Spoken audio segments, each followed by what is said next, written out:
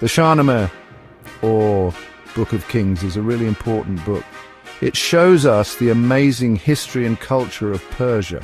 A poet named Ferdowsi wrote it over 1,000 years ago. It tells stories about Persian kings and heroes. These aren't just any stories, they show the heart of Persia. They tell us about its values, its hard times, and its victories.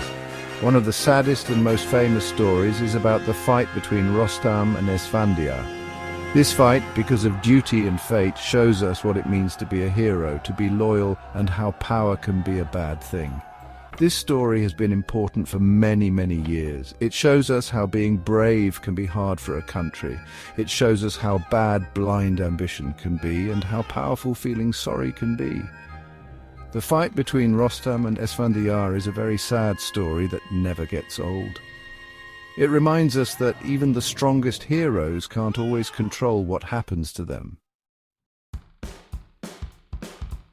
The problems between Rostam and Esfandiar started long before their big fight. Rostam Zal's son was a famous warrior. He was a champion of Persia, super strong and brave. He was always loyal to the king. Esfandiar was a prince, the Shah's son. He was also a great warrior. He wanted to be powerful and show everyone he was as good as his family.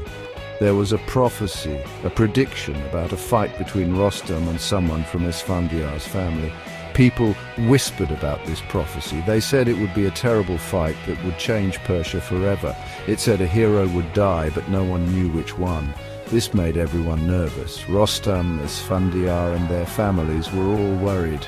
Every year things got worse between them.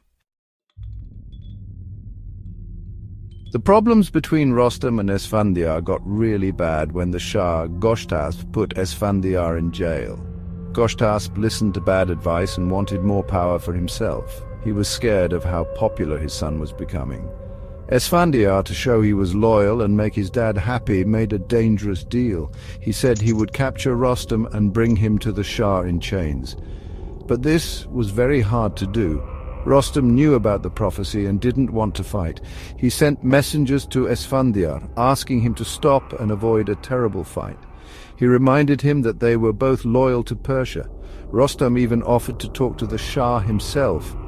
He would tell the Shah that Esfandiar was loyal and ask him to let Esfandiar out of jail. Rostam and Esfandiar were both amazing warriors. They were both strong in different ways and showed different kinds of Persian heroism. Rostam was a legend. Everyone knew he was strong and unbeatable. He was a great fighter and a smart planner.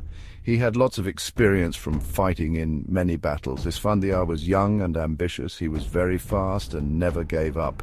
He learned to fight when he was very young. He wanted to make his father proud and be remembered in Persian history. Rostam was careful and thoughtful. Esfandiar was bold and acted quickly. They were very different, and the prophecy and the problems at the Shah's court made their fight even more tragic. Section 5. The Simurgh's council preparing for the inevitable. Even though Rostam tried to avoid the fight, it was going to happen. Esfandiar promised his father he would fight, and he wanted to be powerful, so he wouldn't listen to Rostam. He thought Rostam's offer of peace meant he was weak. He had to do what he promised his father, even if it meant fighting another hero. Rostam knew he had to fight, so he asked the Simurgh for help. The Simurgh was a wise, magical creature who had helped him many times. The Simurgh knew what was going to happen. She was very sad, but she told Rostam how to beat Esfandiar. He had to use a magic arrow made from a special tree. This arrow was very powerful and could hurt even Esfandiar, who was usually impossible to hurt. Section 6. Arrows of Fate. The first day of battle. The fight began. The two heroes fought like giants. Every time they hit each other, the ground shook. Rostam used his famous mace and rode his horse, Rahash. He was strong and brave. Esfandiar wore magic armor and seemed impossible to hurt. He was very fast and attacked again and again.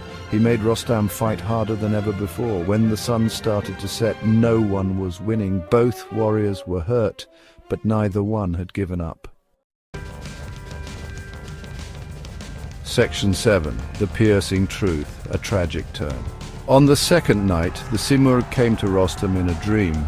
She reminded him about the magic arrow and how sad it would be to use it. Rostam knew what he had to do, and he felt very bad about it. He fought Esfandiar again, sad that he had to betray a fellow hero.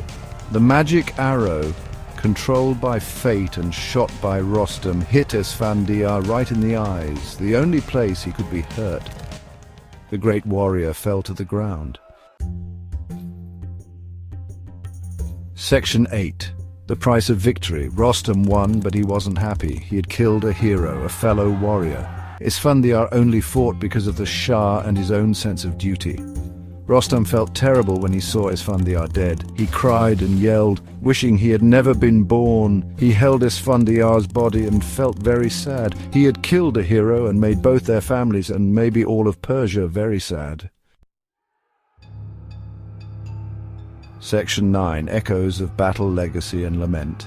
Everyone in Persia was shocked when Esfandiar died. Goshtasp, the Shah, was very sad and wished he hadn't done what he did. He finally understood that his desire for power and his bad advisors had caused his son's death. He felt very guilty. He had killed his own son for power, and he would feel bad about it forever. The sad story of Rostam and Esfandiar teaches us that wanting too much power, political tricks and fate can be very dangerous. It shows us how hard it can be to do what's right and how important loyalty is. It also shows us how powerful it is to feel sorry for what you've done. Their story is a very important part of Persian literature. People still read it today, hundreds of years later. It shows how powerful Ferdowsi's writing is and how it tells us about the struggles we all feel in our hearts.